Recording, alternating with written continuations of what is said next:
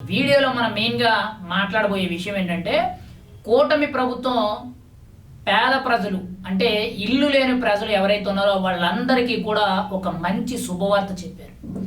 ఏంటి అని మనం కీలకంగా మాట్లాడుకుంటే త్వరలోనే అర్హులైన ప్రతి ఒక్కరికి కూడా ఇళ్ల స్థలాలు చాలా క్లియర్ కట్గా ఇళ్ల స్థలాలు గతంలో ఏవైతే జగన్మోహన్ రెడ్డి 25 లక్షల ఇళ్ళు అనేవి రాష్ట్ర వ్యాప్తంగా అందరికీ ఇస్తామని చెప్పారో ఆ మధ్యలో ఆగిపోయిన ఇళ్లతో సహా అన్నీ కలుపుకుంటూ కూడా 2029 ఎన్నికలు వచ్చే లోపు ప్రతి ఒక్కటి కూడా పూర్తి చేస్తామని చెప్పి నిన్న కలెక్టర్లతో జరిగిన మీటింగ్లో సీఎం చంద్రబాబు నాయుడు అయితే అనౌన్స్మెంట్ చేయడం జరిగింది.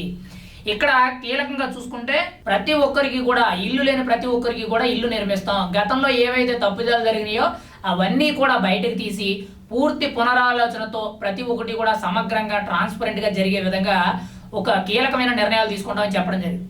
అంతేకాకుండా కీలకంగా చూసుకుంటే పట్టణ ప్రాంతాల్లో ఎవరైతే అంటే సిటీ ఏరియాలో ఎవరైతే ఉంటారో వాళ్ళందరికీ కూడా నికరంగా 2 సెంట్ల స్థలం అనేది సిటీలో వాళ్ళకి కేటాయించడం జరుగుద్ది. అంటే సిటీ అవుట్స్కట్స్ పరిధి ఏదైతే ఉంటుందో ఆ పరిధిలో ప్రత్యేకించి ఆల్రెడీ గతంలో టీడీపీ హయాంలో ఉన్న కొన్ని ఇల్లు ఏవైతే కట్టించి పెండింగ్లో ఉన్నాయో అవి మొన్న 2019 నుంచి 2024 వరకు వైఎస్ఆర్సీపీ ప్రభుత్వ హయాంలో కట్టించినవి ఈ 2 కలుపుకొని కూడా ఇల్లు ఇవ్వడం జరుగుతుంది. ఇంకా సరిపోకపోతే ఎవరికైతే సిటీలో ఉంటారో వాళ్ళకి 2 సెంట్లు, గ్రామాల్లో ఉండే వాళ్ళకి 3 సెంట్ల చొప్పున ఇవ్వడం జరుగుతుంది అనేటట్టు సీఎం చంద్రబాబు నాయుడు అయితే ఒక కీలక అప్డేట్ ఇవ్వడం జరిగింది.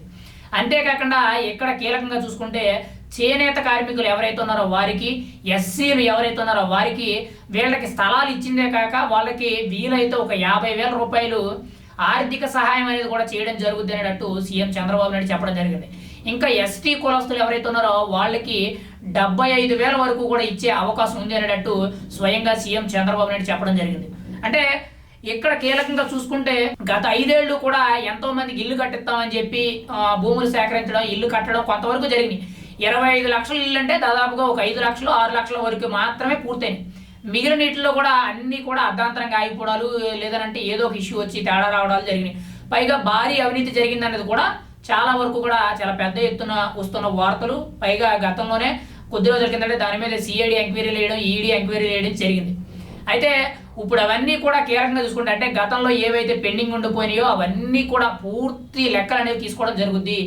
ఎక్కడెక్కడ స్థలాలు తీసుకున్నారు, ఎంత తీసుకున్నారు, ఎంతవరకు కట్టారు, కట్టినవి ఎంతవరకు ఉపయోగపడతాయి, లేదు అని అంటే పూర్తిగా మళ్ళీ కట్టాలా అనేటట్టు ప్రతి ఒక్కటి కూడా ఒక నివేదిక అనేది ఒక కమిటీ వేసి ప్రత్యేకించి కూడా ఈ ఇళ్ల స్థలాల గురించి ప్రతి ఒక్కటికి కూడా ఆధారాలు అయితే ముందు సేకరించడం జరిగింది. ఆ తర్వాత కీలకంగా చూసుకుంటే పట్టణ ప్రాంతాల్లో 2 సెంట్లు, గ్రామీణ ప్రాంతాల్లో 3 సెంట్లు, ఎస్సీలకి చేనేతలకి 50,000 రూపాయల ఆర్థిక సాయం, ఎస్టీలకి 75,000 రూపాయల ఆర్థిక సాయం అనేది ప్రభుత్వం తరపు నుంచి వచ్చి ప్రతి ఒక్కరూ కూడా 2029 కల్లా కూడా రాష్ట్రంలో ఇల్లు లేని వ్యక్తి ఉండకూడదు అనేటట్టు సీఎం చంద్రబాబు నాయుడు గారు చాలా కీలకంగా చెప్పడం జరిగింది.